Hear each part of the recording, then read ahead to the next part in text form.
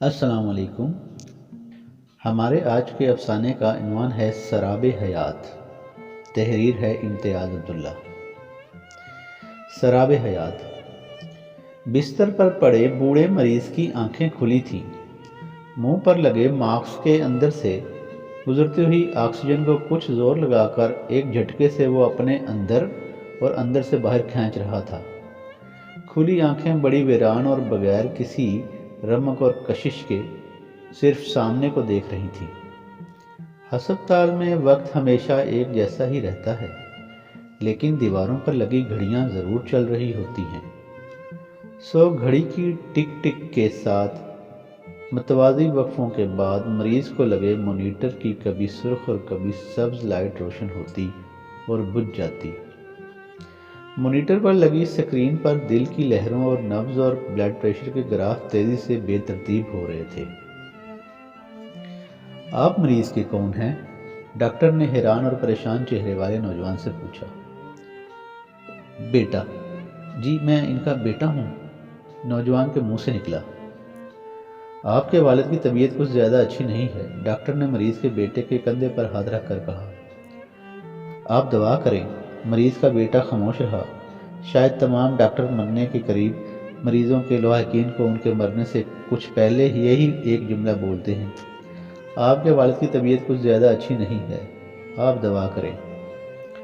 Doctor کی بات سن کر نوجوان اپنی ماں کو ڈھونڈنے وارڈ سے باہر نکل آیا۔ بوڑھی ماں نے خاموشی اور لاچارگی کی صورت لیے بیٹے کی شکل کو دیکھ کر ایک لمبی سانس بھری۔ امی، ابو کی طبیعت تو بہت خراب ہے۔ ماں نے اپنے بیٹے کی بے بسی کو دیکھا۔ اب کیا ہوگا؟ ماں کے ہونٹ ذرا سے ہلے۔ ڈاکٹر کہتے ہیں دعا کریں۔ یہ کہہ کر بیٹے نے ماں کو گلے لگا لیا۔ اتنے میں ایک نرس ڈاکٹر کے کمرے کی طرف دوڑی۔ ڈاکٹر صاحب، مریض کی حالت سیریس ہے، جلدی آئیے۔ ڈاکٹر تیزی سے کمرے سے نکل کر وارڈ کی طرف دوڑا اور اس کے پیچھے ہی ایک اور ڈاکٹر وارڈ میں داخل ہو گیا۔ ماں نے بیٹے کی طرف دیکھا۔ ماں اور بیٹے کی نظریں ایک دوسرے سے انجان بن گئیں۔ بیٹا بھی تیزی کے ساتھ وارڈ کی طرف دوڑا۔ ماں بھی اپنی پل پل وزنی ہوتی ٹانگوں کے بوجھ کو گھسیٹتی وارڈ کی طرف چل پڑی۔ اللہ خیر کرے۔ بیڈ نمبر 7 بالکل سامنے تھا، لیکن وہاں تو کوئی ڈاکٹر نہ تھا۔ تو پھر؟ ماں کی آنکھیں خود سے سوال کرنے لگیں۔ اپنے شوہر کے بیڈ کے قریب پہنچ کر دیکھا تو اس کے شوہر کی حالت وہی ہی تھی جیسے صبح ہسپتال پہنچ کر ہو گئی تھی۔ آنکھیں پتھرا گئیں اور آکسیجن ماسک سے مشکل سے گزرتی سانسیں۔ ڈاکٹر 7 نمبر بیڈ کے سامنے والے بیڈ پر دم توڑتے ایک نوجوان کو بچانے کی آخری کوشش میں تھے، اور اس کا بوڑھا شوہر اپنی موت سے پہلے اپنے پتھرائی ہوئی آنکھوں سے اس نوجوان کو مرتے ہوئے دیکھ رہا تھا۔ جب وہ اور اس کا بیٹا اپنے شوہر کو ہسپتال لے کر آئے تو وارڈ سے پہلے ہی کسی کی ڈیڈ باڈی کو شفٹ کیا جا رہا تھا، اور پھر ایک موٹا آدمی جب وارڈ میں لایا گیا تو وہ بھی کچھ دیر بعد اپنی آخری سانسیں لے رہا تھا۔ ہاں، وہ موٹا آدمی بیڈ پر آتے ہی دل تھام کر تڑپ تڑپ کر ہائے ماں کرنے لگا۔ شاید ماں ڈاکٹر سے بڑھ کر مسیحا ہوتی ہے۔ وہ بھی ہائے ماں کرتا مر گیا، اور چند ہی لمحوں کے بعد اس کی ڈیڈ باڈی بھی شفٹ کر دی گئی، اور اب بوڑھے مریض کے سامنے والے بیڈ پر بے سدھ پڑے نوجوان کو بچانے کی کوشش کی جا رہی تھی۔ نوجوان کی چھاتی پر بار بار ڈاکٹر اپنے دونوں ہاتھوں سے وقفے سے دباؤ ڈال رہا تھا، مگر مانیٹر پر لگے تمام اچھے اشارے نوجوان کی زندگی سے کوسوں دور جا چکے تھے۔ شاید جب ڈاکٹر تھک جاتے ہیں تو پھر مرے ہوئے آدمی کو مردہ قرار دے دیتے ہیں۔ باہر جا کر شور کرو، یہاں مریض پہلے ہی بہت سیریس ہیں۔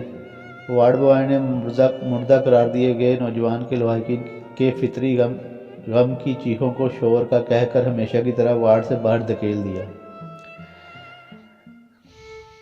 کتنا مشکل ہوتا ہے جب کوئی اپنے کسی پیارے کی موت کی اطلاع اپنے احباب کو فون کر کے دیتا ہے۔ وہ کیسے ہولناک جملے ہوتے ہیں جو ادا ہوتے ہیں۔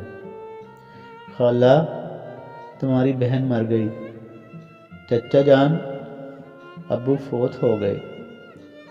بھائی جان، باجی اللہ کو پیاری ہو گئیں۔ آصف، آج ہم یتیم ہو گئے، تم جلدی سے پاکستان آ جاؤ۔ عالیہ، ہماری نانی دنیا سے رخصت ہو گئی۔ ساجد، میری بات غور سے سنو، بڑے بھائی ہمیں چھوڑ کر چلے گئے۔ یہ کیسی چیخیں ہوتی ہیں جو دکھ کی انتہائی حالت میں لاشعوری طور پر منہ سے نکل جاتی ہیں؟ ہائے میرے ابو، ہائے امی جان، میری بہن، ہائے بھائی جان۔ یہ لاشعوری چیخیں بڑی خوفناک ہوتی ہیں۔ غم سے نڈھال اپنے چہروں کو پیٹتے ہوئے بے بس لوگ، کیسے وقفے کے بعد ہسپتالوں میں لوگ مر رہے ہوتے ہیں۔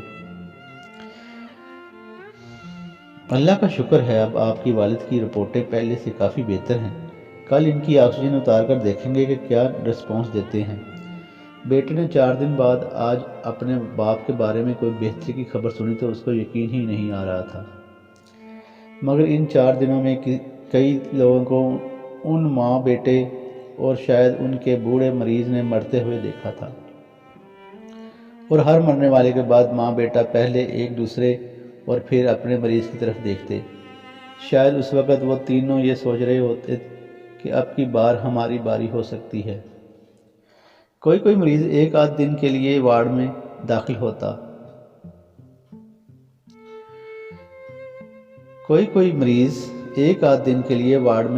ہوتا، اور پھر بہتر ہونے پر خوشی خوشی رخصت بھی ہو جاتا۔ انتہائی بیمار مریض تندرست ہوئے مریض کو رخصت ہوتا حسرت سے دیکھتے، مریضوں کا آنا جانا لگا رہتا۔ کیسے ہیں آپ؟ ڈاکٹر نے بوڑھے مریض کی طرف مسکرا کر سوال کیا۔ اللہ کا شکر ہے، آج تو منہ سے بھی کھانا شروع کر دیا ہے۔ مریض کے جواب دینے سے پہلے ہی بوڑھے مریض کا بیٹا بول پڑا۔ بیوی نے شوہر کی طرف مسکرا کر دیکھا۔ انتہائی کرب، دکھ اور تکلیف میں ذرا سی راحت کتنی قیمتی ہوتی ہے، جو کہ بیوی کی ہلکی سی مسکراہٹ سے عیاں تھی۔